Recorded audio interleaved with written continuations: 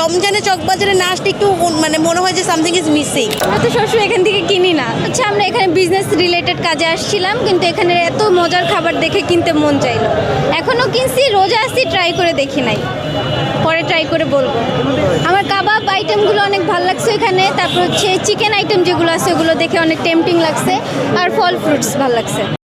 প্রতিদিনের ইফতারে চাই স্বাস্থ্যসম্মত ও মচমচে রুচি মুড়ি। চকবাজারে আসা হয় ইউজুয়ালি রমজান টাইমে, কিন্তু আজকে এখনও কিনি নাই, কিনতে যাব। সো এখানের কিছু জিনিস অনেক পছন্দ, যেমন পনির পছন্দ, শামে কাবাবটা ভালো লাগে, তারপর হচ্ছে এখানের যে শরবতগুলো এগুলো ধরেন ভালো লাগে। সো আর রমজানে চকবাজারে না আসলে একটু মানে মনে হয় যে সামথিং ইজ মিসিং, কজ এটা তো জানেনই যে চকবাজারে যে টাইপের ইফতারি পাওয়া যায় এটা লাইক সবাই অনেক পছন্দ করে, একটা হাইপ থাকে। আর আমাদের এই জন্য আসা হয়েছে, দেখি কী করা যায়, ফ্রেন্ডরা মিলে কী কী করা যায়, কী কী কেনা যায়। Thank you. না ভাই, আমি এর আগে কিনি নাই, এখানে আসা হয়েছে আমার কসমেটিকের মালামাল কিনছে পাইকারি, এই জন্য আসছে। আমার বাসা পটুয়াখালী, দেখলাম এখানে সুন্দর ইফতারি বেছে, সব ধরনের আইটেমই মোটামুটি পাওয়া যায়, এই জন্য কিছু কেনাকাটা করে এখন নিলাম।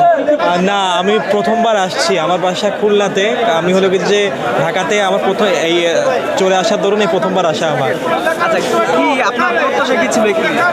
আমি জানি যে এইটা একটা মোগল আমল থেকে চলে আসা একটা ইফতার বাজার, এত ঐতিহ্যবাহী একটা বাজার। এই আমার আসার বরাবরই ইচ্ছা ছিল, এবং শুধু ভিড়টা বাদে আর সবই ভালো আছে আলহামদুলিল্লাহ। প্রত্যাশা পূরণ করেছে আপনার? একদম একদম, এবং যা যা চেয়েছিলাম তাই তাই কিনতে পেরেছি।